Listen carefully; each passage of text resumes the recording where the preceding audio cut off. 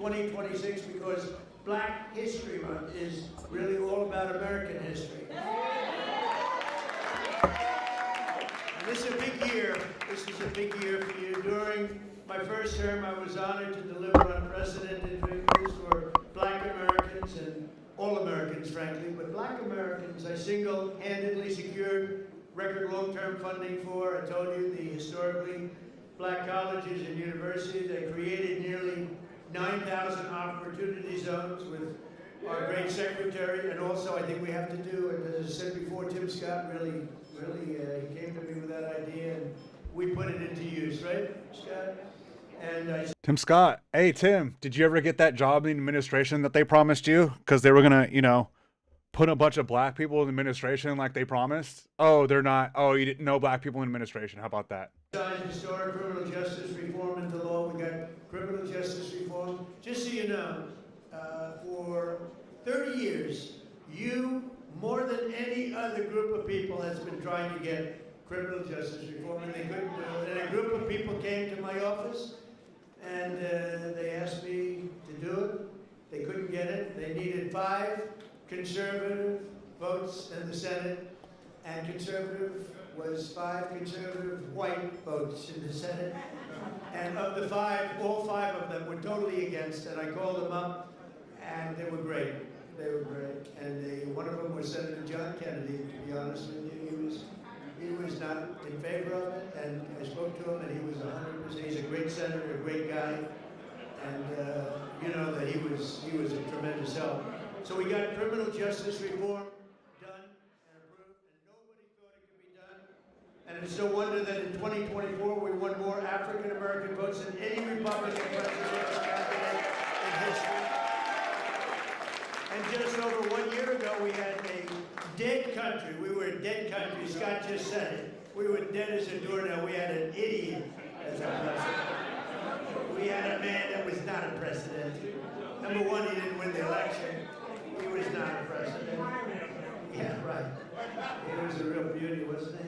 This is the problem with the Republican Party right here. The guy just said that 2020 election was stolen, and you let him continue on with his incoherent rabbling about criminal justice reform, which is all a lie. It's all made up. This is all bullshit. And the 2020 election was not stolen. If it was, fucking prove it. Let's see it. But saying that the election was stolen is disqualifying. Unbelievable. People into our country, many of them should not have been here. Now we have, by the way, we went from the worst border in history to the best, by far, the best border. What does that even mean, the best border in history? The support of many people, Bruce. I have the support It makes of many no sense. people in It makes this room. literally no sense. God, right now, the hottest country anywhere in the world. King of Saudi Arabia told me that. He said, "You're a dead country." A year and a half. And you're a big part of it. And you're a big beneficiary. I tell you what, take a look at your 401ks.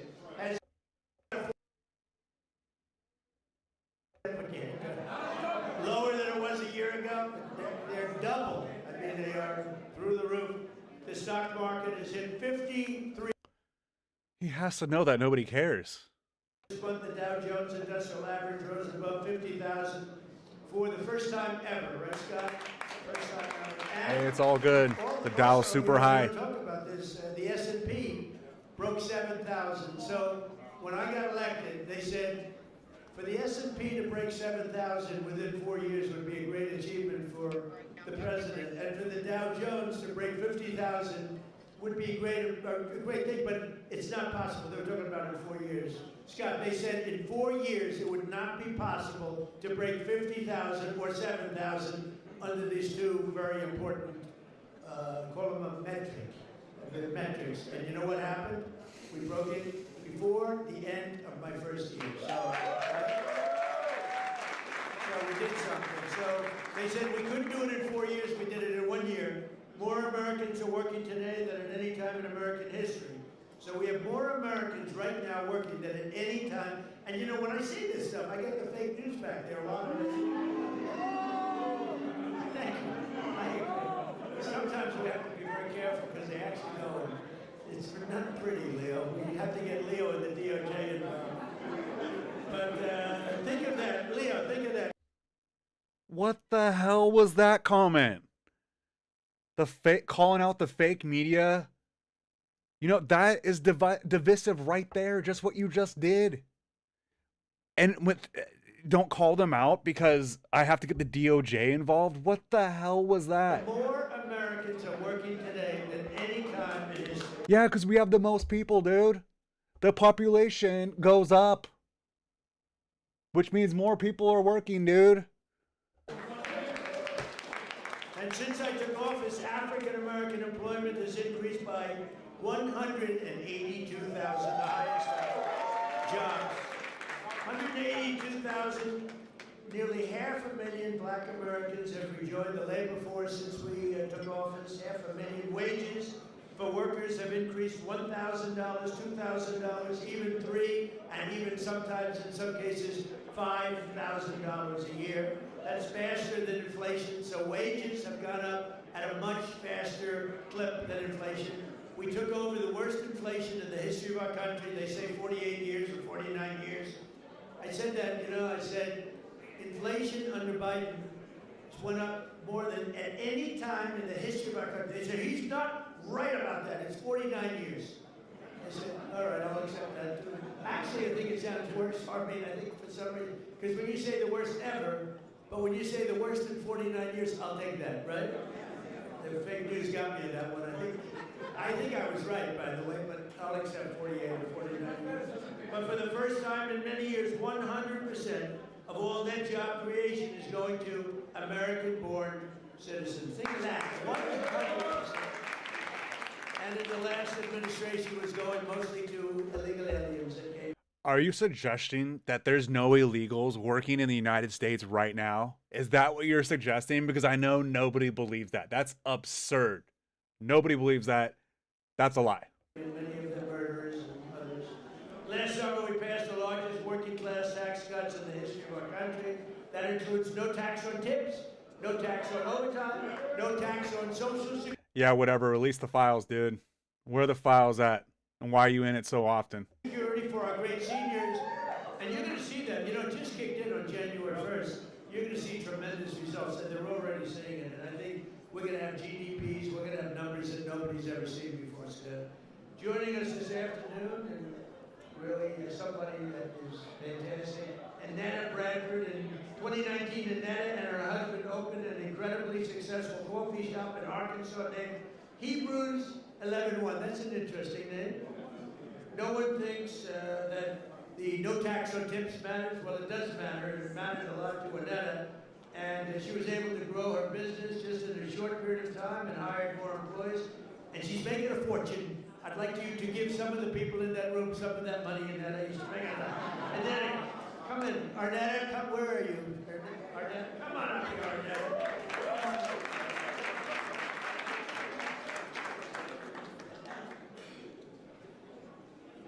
I can't do anything first but say to God be the glory. I have no business being here other than him having me here. So, I'm not going to do it. I'm not going to preach. I'm selling myself. Thank you so much for inviting me and having me here. It's such an honor to be here today. Hebrews 11:1.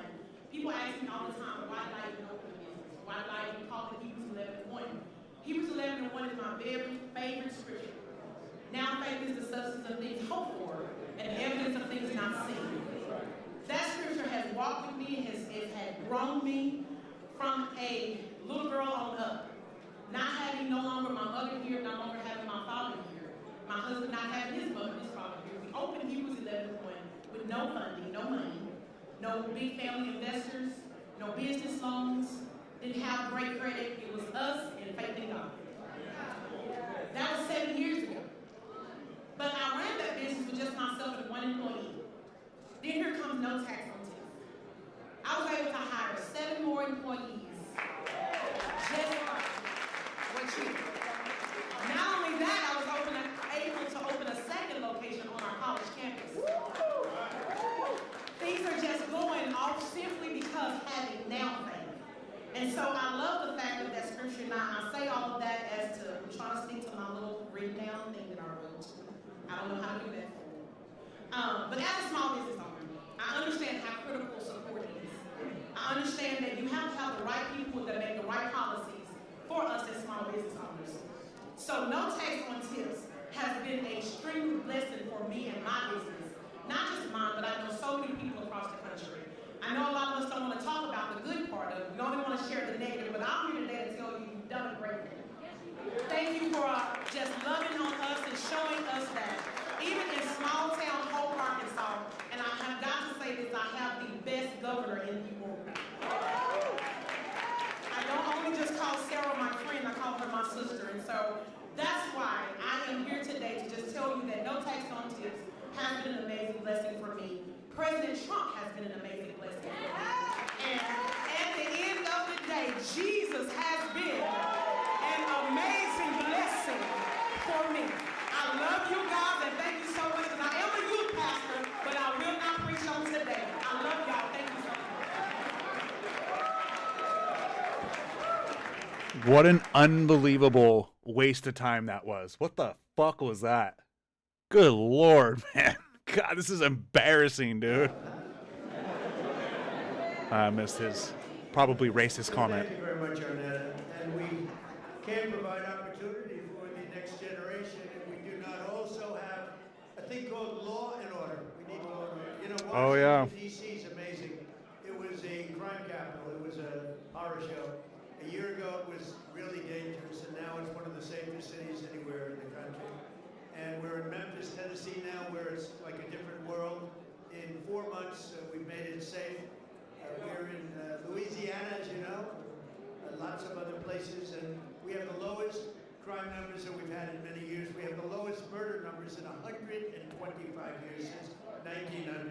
And that's despite the fact that a lot of people are here, but those people have been taken out. Lots of them have been taken out. That's why we stopped the invasion at the southern border, and just 1 year ago, and think of this, 1 year ago, we had the absolute worst border that we've ever had, and now we have the safest border that we've ever had. So it's going to be really something. 125 years ago, that's before my father was born. I had a wonderful father, but that was before. So we have, murders are down from 125 years. We had the best numbers. When you think about it, that's pretty incredible. And those numbers are made up by Democrats. Can you believe it? They don't want to give me those numbers. They can add a couple of people here and there. But I've also deployed the National Guard to bring back safety to Memphis and to New Orleans and Washington. And the National Guard has been incredible, and people are safe. In the case of Washington, the restaurants were all closing up. People were getting really badly hurt and killed, frankly. Many people killed. And now you can walk down the street and you have nothing to fear. We have one of the safest cities in the world. And it happened very fast, Bruce. One of those who knows the importance of this mission is Felicia Cook, a lifelong Washingtonian who tragically lost her grandson to violence in 2017. Felicia, we're so sorry, and you are a spectacular person. If you could say a few words, please. Thank you very much. Help her up. We don't want any mistakes. Yes, you can.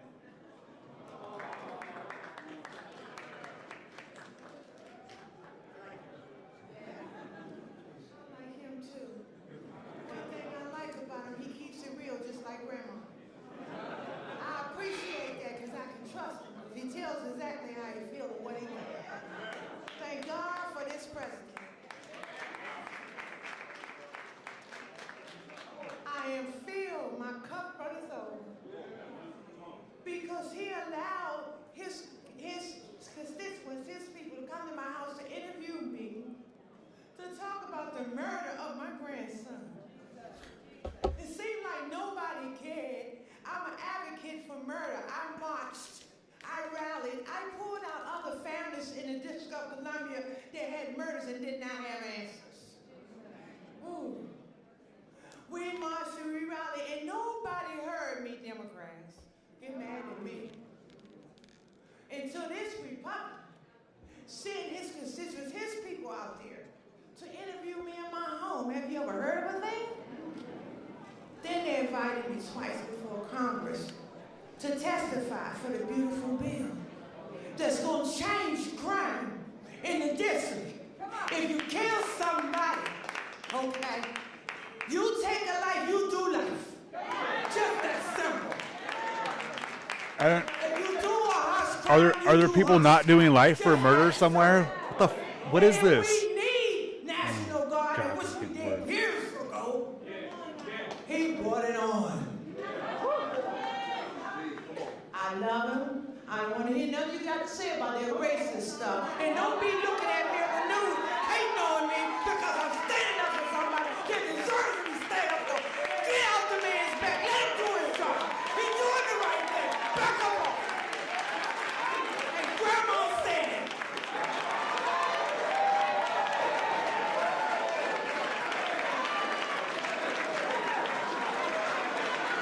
I'm literally in pain from cringing so hard. What the fuck was that? That shit was weird and unhinged. Wow. That's pretty good. When is she running for office? Alicia, when are you running for office, please? You have my endorsement. You have my endorsement, please. Thank you, Donna. That's great. What a great one. And it's from the heart. Your little baby, right? Was just so horribly taken from you.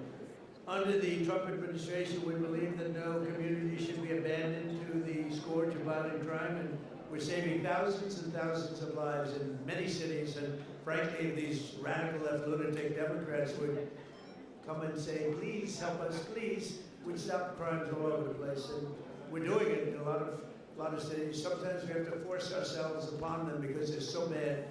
And I don't even think they realize what's happening to their cities and their towns. But every town that we go in, every city that we go in, like Washington, Felicia, you feel much safer now. Totally safe. And you can walk to a restaurant. The restaurants are all closing now. You can't get a restaurant. And the bad news is you can't get into a restaurant.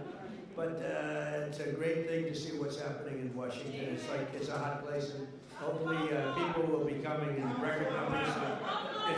I know we need a little help. You need help in Atlanta. You're right, Atlanta. We could take care of Atlanta. I'll tell you what, you ought to get them to call me. We could take care of Atlanta so fast.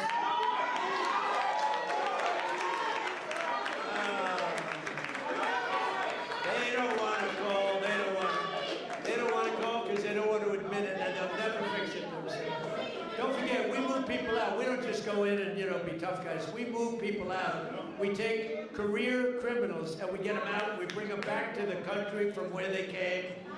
And think of it: 90% of the crime is caused by 2% of the people. No, everything you just said is a lie. All of it's a lie. Fact checking you. You're a fucking liar. So when you get the criminals out, you solve a lot of problems. Another way that we're fulfilling our duty to the next generation is the single biggest thing that's happened having to do with schools and education. It's called school choice in our great, big, beautiful bill. Oh, they're trying to destroy the school system too. Forgot about that. Cool.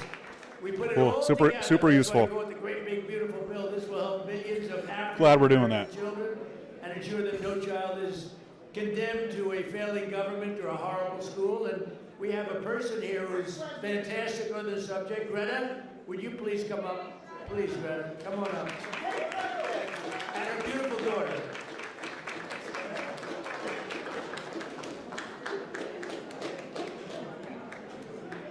Well, I did to God be the glory. And we're grateful for our president. He's doing some tremendous. Did they just like go to a black church and be like, "Hey, here's some money. Go to do this press conference and be nice to Donald Trump"?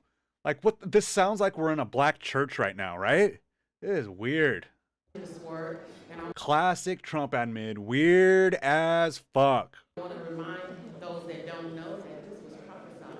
So you weren't supposed to have a second term when it came about. This is your season. And God said that it was going to be rough the first 2 years. And that things were going to happen within the last 2 years. And yes, you're going to things. And so for that, we thank you. On behalf of all the mothers all around the world, I'm from Texas. Right? Because that is the trajectory that this country is going in and this administration is going in. It seems like we're definitely going straight up, right? Not going straight down. Yeah, straight up. Okay. I live in a zip code that I didn't have an opportunity to have a choice to go to school. And so when I raised my children, I wanted a better opportunity for them. And I'm so grateful to ACE scholarships and all of the doors that the president is opening for education. My son was in a school that he didn't have any voice. And he found drugs in school. And he died. And so I'm here today to just show my appreciation for all the moms around the world. We have a choice now. This choice is so important to mothers. I have a child that, because I had a choice, she's in private school, she's thriving. She's thriving. Who's paying for that? What do you mean she's in private school because of Trump? That's fucking stupid. She's doing great, and ACE Getting scholarship angry here. was a big part of that. Changing education changes everything. Changing education changes everything. In my zip code, it feels like we were locked in a cage. And being locked in a cage and we can't get out. And because of all of the things that we're doing for education, now we can get out and soar. Our children can have a chance to be prosperous, just like other children. And I thank you for that. This is a great opportunity. So on behalf of all the mothers all around the world, I stand in your community while you can still get them. Thank you. I appreciate it.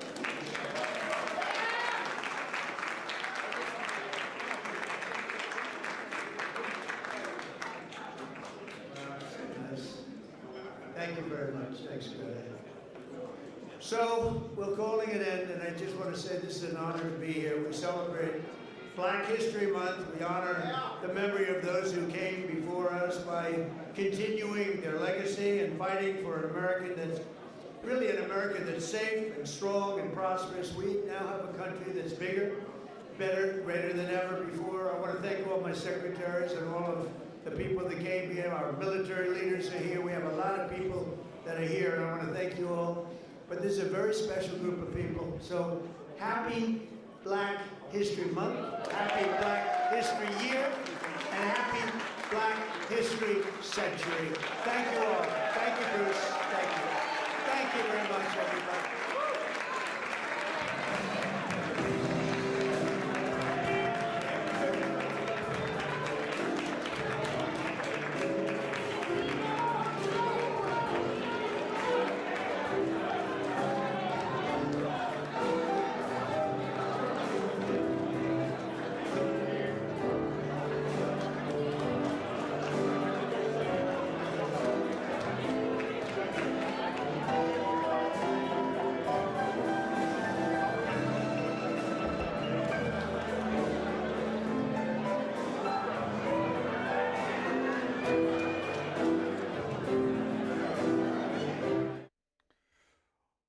Well, that was pretty damn weird. Another classic Trump moment in the White House. That is just fucking weird. I can't wait for this shit to end. God, all we can really do is hope that this guy somehow doesn't live another 3 years. But I don't know, man. He's like that dog that doesn't eat food and all unhealthy and just like lives past all the other dogs that lived long, healthy lives. Like this guy he won't fucking die, man. He won't go away. And he just keeps the shit alive. And all these black people in that room right now, you are helping. You are helping feed the racism, feed the bullshit. But yeah, all these black people in this room right here are either dumb or they're confused or they're corrupt. But supporting Donald Trump is like it's a literal insane thing as a black person to do. He's the most obvious racist. Well, Stephen Miller makes him look not that racist, but like he's an obvious racist. And all these black people are just like, yeah, you're the best for black people. You don't actually believe that. And you're going to go back to your community and literally people are going to kick you out of your community because you're associating with a known racist. Like, it's just crazy. It's just crazy that this is even a thing. So disappointed, man. So disappointed. God, that was gross, dude. Classic Trump bullshit. Yeah, that event's over. Wow. Oh, wow.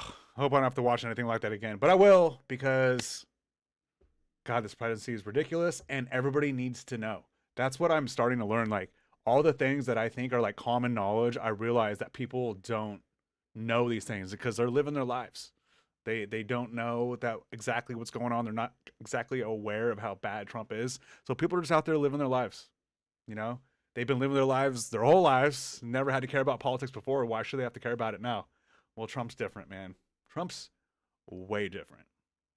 Um, the thing about Trump is I this is how I got into politics, but so we'll say it like this. Okay, so I remember when COVID hit, I was at work, I was doing the inventory.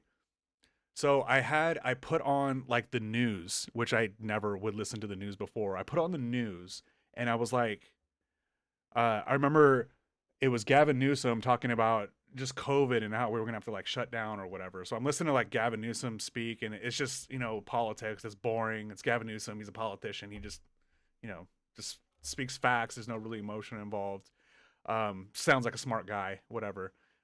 So like I tune out. I remember I was doing liquor inventory at the time, and I mentally tuned out, and then I actually tuned back in. Then I actually tuned back in, started listening again, and it was actually Donald Trump talking.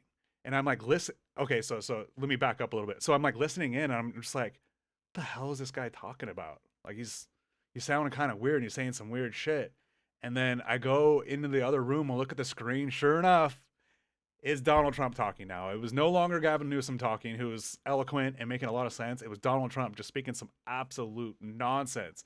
And I wasn't really into politics at the time. When Trump, okay, so first of all, I voted for Trump because I didn't know anything about politics. I didn't know about the Obama, birther thing. I didn't know about all the bullshit. So I thought, and either way, I thought that the system would be able to handle somebody going against it, somebody doing the wrong thing. I didn't realize that so many parts of the American government system is like, uh, it's not based on laws, it's just based on norms and traditions and people holding those traditions. So if some guy comes in and is not upholding that norm, then people don't know what to do. It's kind of like Demolition Man. On Demolition Man, Wesley Snipes is from the past, it goes into the future, and law enforcement's like, hey, get down on the ground. And he's like, no. They were literally like not knowing, like no one ever says no. We don't know what to do now. We're kind of in that same position where we didn't have a president and a Supreme Court just doing whatever the fuck they want. So we're in uncharted territories as a very new country. Like we're only a few hundred years old. Like we're due for a few revolutions and things like that. It's not what I'm hoping for, but it's seeming more likely like every day. So anyway, so I'm listening to going back how I got into politics. I'm listening to Trump talk, and I'm just like disgusted, absolutely disgusted. He was just talking some absolute nonsense, and I was just like, this is our fucking leader. We got to move forward with this guy, and then then we move forward through COVID. Like it's just gonna go away. All the Kayleigh McEnany stuff, like that was really bad, but it's nothing compared to what this administration is doing now. It's truly disturbing and truly terrifying.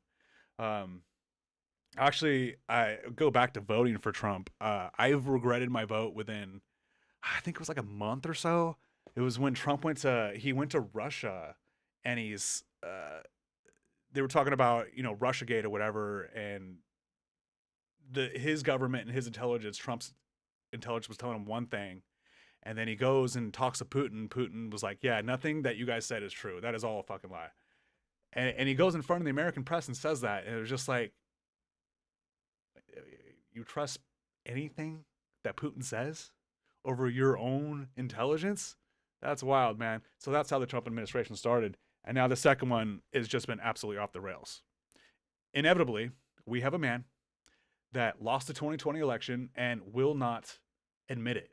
So the fact that he won't admit it, that's how you know he thinks that we're rigging the elections. So the idea that he's not rigging the elections is absurd. He has his finger on it indirectly and directly. The directly stuff, I'm not exactly sure what it is. That's seizing voting machines. That's sending ICE to polling stations. Who knows? But that dude is gonna come up with some bullshit to fuck with the elections. That is We all see that coming. It's going to happen. And he's also not going to concede that he lost. It's not going to happen. And in the midterms, let's say the Democrats win in a landslide, which right now is sure pointing towards that's what's going to happen. He's going to deny that as well. So, God, all that shit sucks, man. That sucks, dude. It was great when Biden was president because he just passed those, 3 main bills. One thing happened a year, and it was just boring, man. It would have been really hard to become a podcaster during that time if you weren't MAGA, because the MAGA spaces are having a good time right now. Although they're starting to get like pretty weird. The MAGA debate spaces, they've always been like that. It's just like we're basically just debating facts the whole time. But now it's man, they're just so detached from reality, and now they're just excusing everything Trump does. I remember talking to this lady, MAGA influencer. She's pretty popular over on that side. And I'm just like, are you mad at, how you feel about Bondi? She's like, oh, I don't like her. That's it? You just don't like her? Do you want to see her fired? It's up to Trump. Are you questioning why Trump hired her? No, she was qualified. That conversation is just really weird. Pam Bondi should be in prison for lying to Congress. That is a crime, right? Lying to Congress is a crime or no? I don't know. I don't know anymore. It's all very, very gray. It's very hard to tell. All right, guys. Well, that's all I got for right now. I'm kind of running out of stuff to talk about, but we'll go back, listen to this a little bit. Maybe I learn a little bit about, my audio interface and things like that. Turning it up a little bit louder here to see if that affects the stream. I don't know if it will. Probably not, but we will see. It might be just my sound, but I don't know. Anyway, the sound part of this of streaming is very difficult. It's definitely the hardest part, like easily. But, it sounds good, I guess. Well, all right. Well, I will.